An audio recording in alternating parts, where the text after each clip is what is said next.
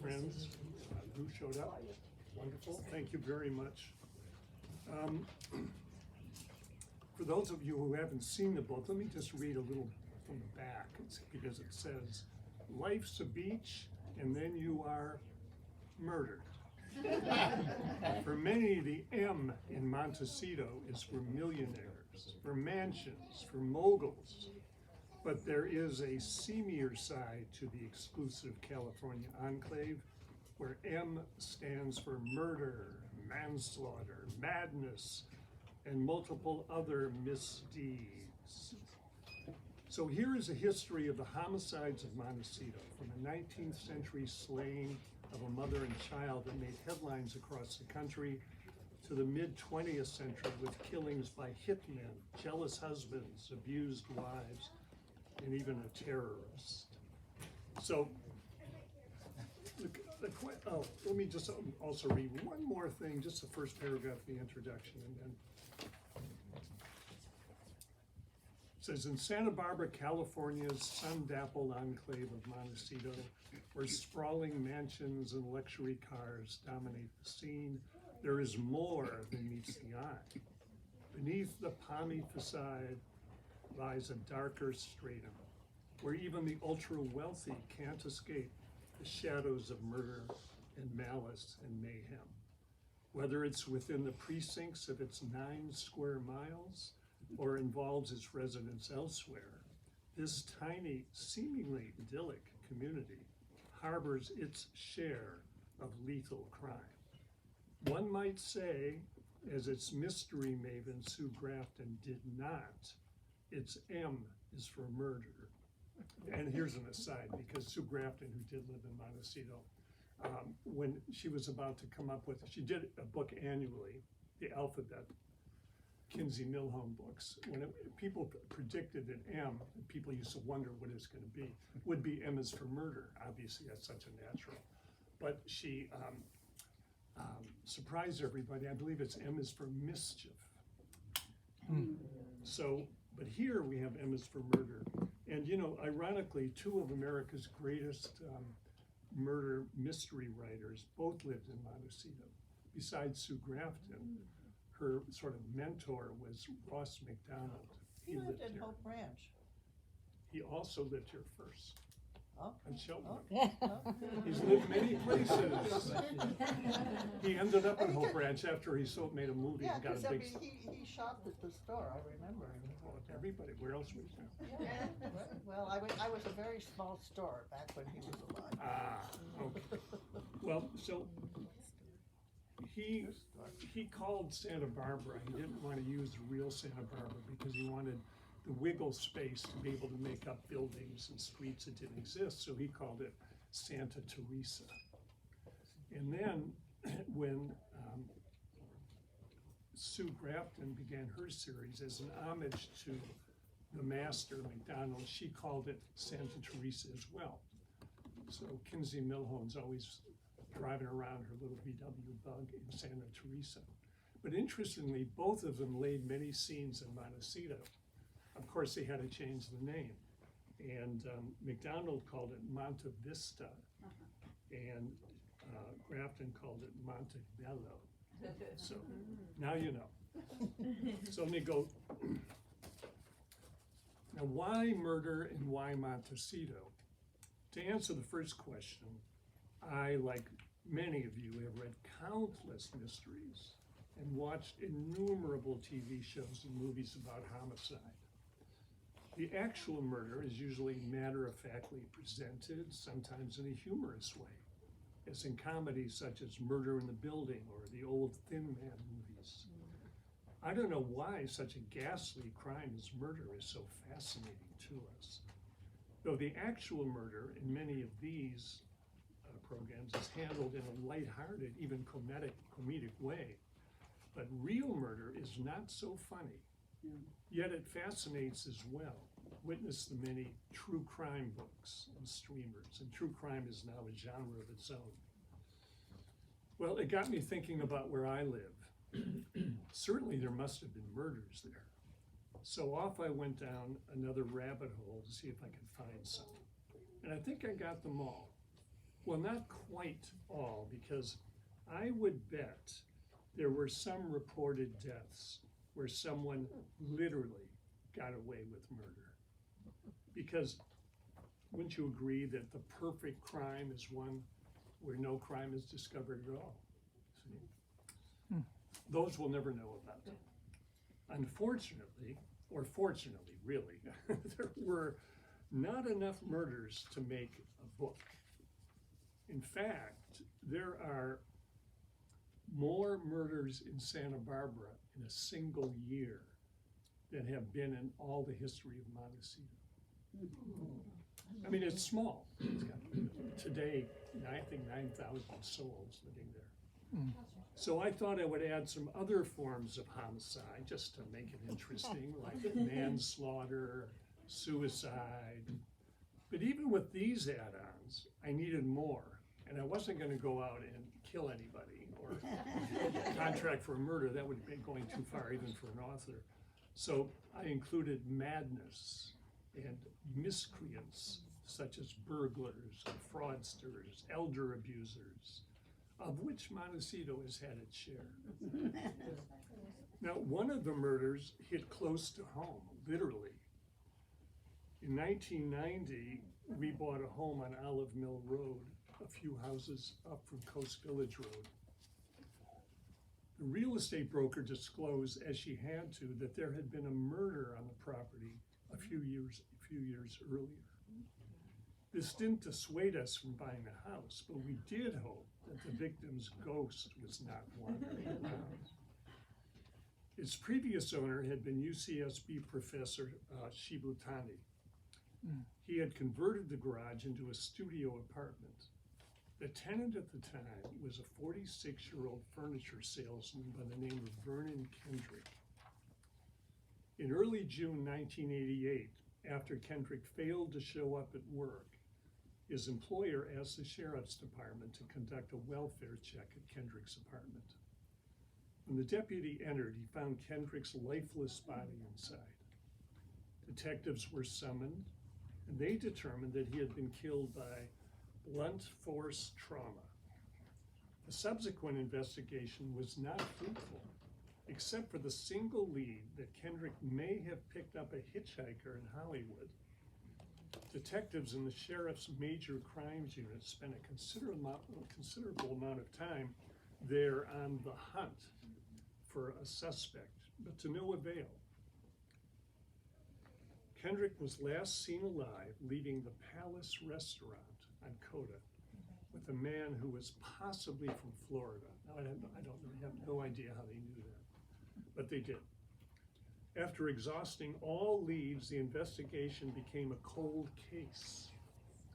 Throughout the ensuing 28 years, different detectives would examine the evidence using new technology, but without success, until they got a DNA hit in 2010. It was for a man named Larry Lee. Santa Barbara detectives located him inside the Sarasota County, Florida jail, conveniently enough, where he faced a charge for burglary.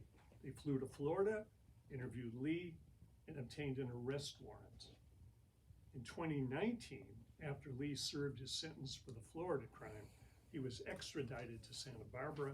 He pled guilty and was sentenced to 16 years in state prison, where he resides presently. Wow. So don't worry, feel safe. Now, there's one other crime that's sort of interesting. Took place back in 1973, which is a long time ago. I remember, I wasn't living here yet. So in February of '73, there was a terrorist shooting at the Biltmore Hotel in Montecito. It sent shockwaves throughout the Armenian community and the world at large. It involved Gorgan Yanikian, a 77-year-old survivor of the Armenian genocide, and 2 Turkish diplomats. The incident brought to the forefront a dark chapter in history and raised questions about justice, revenge, and the lasting scars of genocide. Steve, Yannickian wrote a book which he signed to me. I knew his wife. Okay, that's very interesting, yeah. Anybody with any asides are welcome to join in. So Yannickian had been born in 1895 in Armenia and had witnessed the brutality of the Ottoman regime and lost his family during the genocide. After years of exile, he settled in Santa Barbara. He was a well-known character in the city. For over 2 decades, his striking figure with his flowing silver hair became a common sight around town. The trauma of the genocide haunted him throughout his life, and he became a passionate advocate for Armenian rights and recognition of the genocide. His motive for the shooting was rooted in his desire for justice. He believed that the Turkish government had not only committed atrocities against the Armenian people, but had also denied the genocide's existence, refusing to acknowledge its role in the mass killings. So a week before the assassination, Yannickian invited Turkish Consul General and Vice Consul to a cottage at the Biltmore under the pretense of donating art treasures to the government. Instead, he drew a Luger pistol and fired at them point blank, killing both. Wow. Then he phoned the front desk and announced that he had killed 2 devils, and then went out on the patio and calmly awaited for the police to arrive and arrest him. The case became a focal point of tension between the United States and Turkey. The latter demanded Yannickian's extradition to face trial in Turkey, while many of the Armenian community viewed him as a hero for seeking justice. His trial in Santa Barbara was a complex affair. His defense argued that his actions were a result of diminished capacity caused by the deep emotional scars of the Armenian genocide. They wanted to call prominent historians and elderly Armenians who had survived the genocide as witnesses. On the other hand, the prosecution successfully opposed the motion. Ultimately, he was found guilty of first-degree murder and was sentenced to 25 years to life in prison. 9 years later, dying of cancer, he was paroled and sent to a nursing home. Despite the protests of the Turkish government, he died 2 months later. His remains were brought back to Armenia and interred in a military cemetery. Now, Armenians had hoped that his trial would provide a vehicle for proving his massacres in a court of law, while there were still surviving witnesses. But the DA didn't agree. Yannickian was the only Armenian genocide witness to take the stand, and he told of his 26 family members killed in the massacres and how he watched in hiding as marauding Turks slit their throats. Now, there's a little afterword here. About a half century later, David Minier, he was the prosecutor in the case. He expressed his regret that he lacked the courage to allow genocide survivors to testify about the atrocities they had witnessed, and thereby allow the jury to, quote, disregard the law and acquit Yannickian for a perceived greater justice. Or should he block evidence to obtain a conviction? He took, regretfully, he said all that time later, the latter course.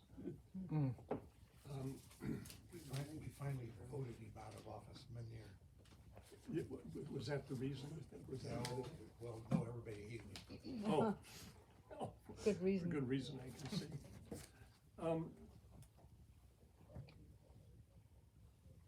I have to say, this book was a turn for me. Usually I write about books or about writers or actors, and why I turned to murder, I'm not sure. I guess I was fascinated by any.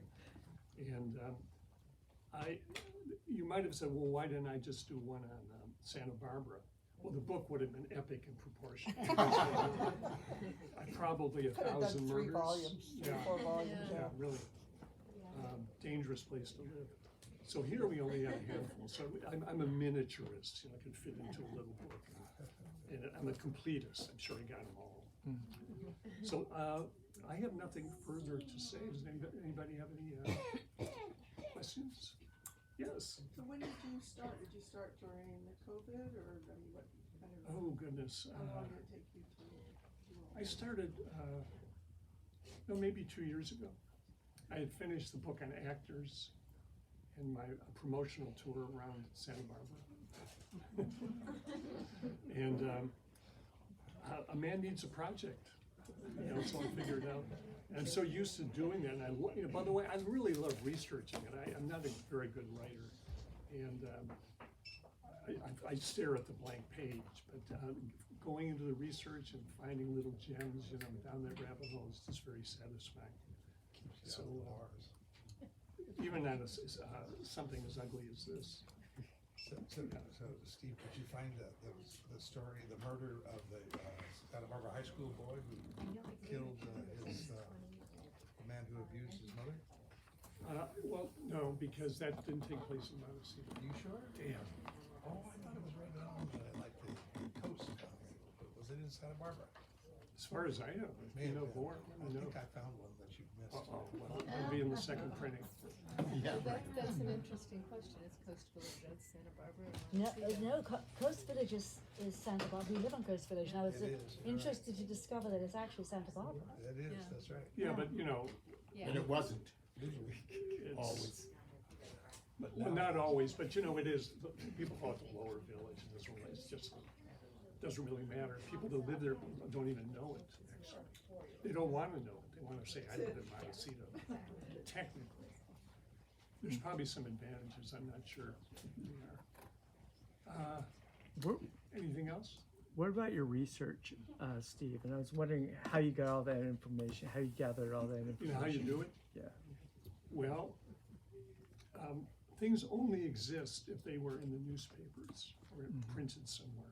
And it turns out that Santa Barbara did not get its first newspaper until 1862, which is about 5 years after California was admitted to the Union. So anything that happened before that, who knows? You go back 1,000 years. I mean, how people were on the land, but there's no record. So those early newspapers are available. You can read them. So I got the earliest cases back there. And then the paper went out of business for about 6 or 7 years until the Santa Barbara News Morning Press started. And then those are available. So you just have to go back. They're not digitized. You really have to go back one by one. The library had a file. It used to be known as a clip file. They would cut all the stuff out of the newspapers. And they had a murder file. So there was stuff there. And the Historical Society has stuff. And then you have to ask around. And I thought I was finished, and I heard about it. Oh, I also talked to a couple of detectives who've been around for 40 years with the sheriff's office. Yeah. They were helpful. That's why I'm pretty sure I got them all. I would be really surprised, unhappily surprised to find out I did. Wow, you got me thinking.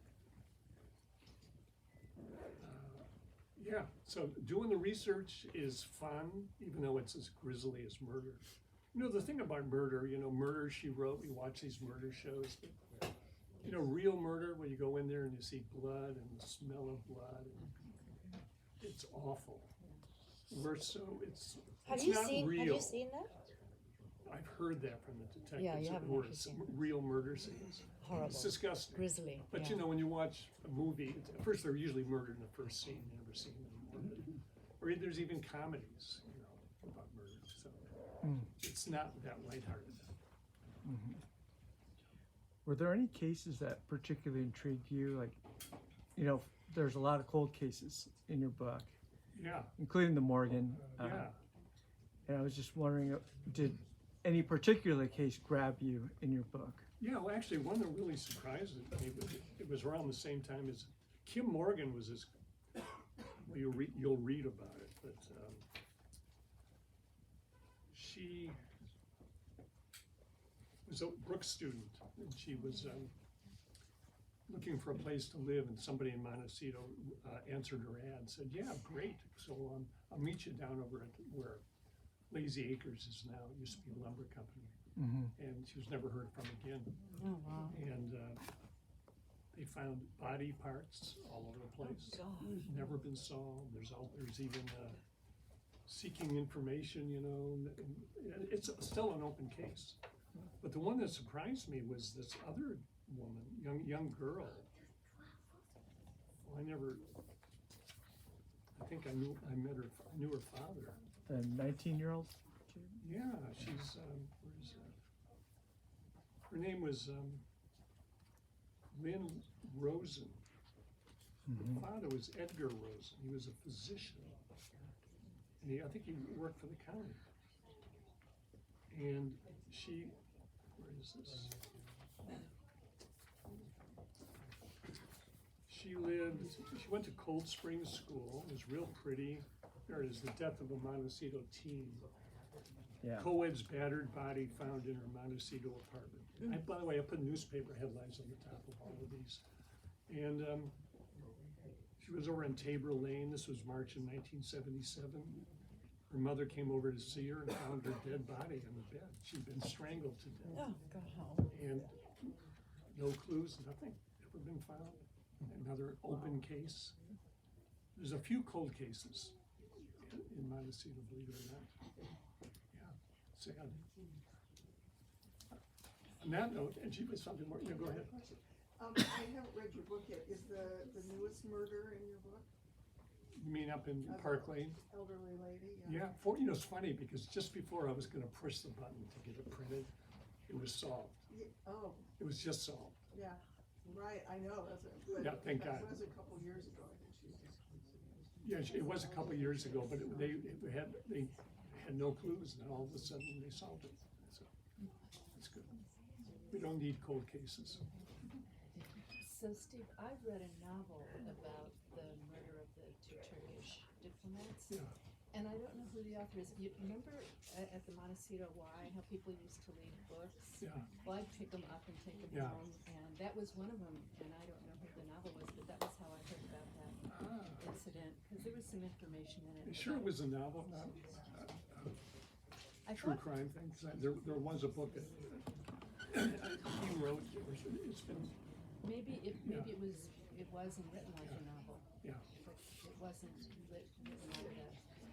sort of in cold blood. No, it was a story. Yeah. Yeah. Creative nonfiction. Yeah. Could be. Well. Thank you very much for coming. Thank you, Steve. Good night.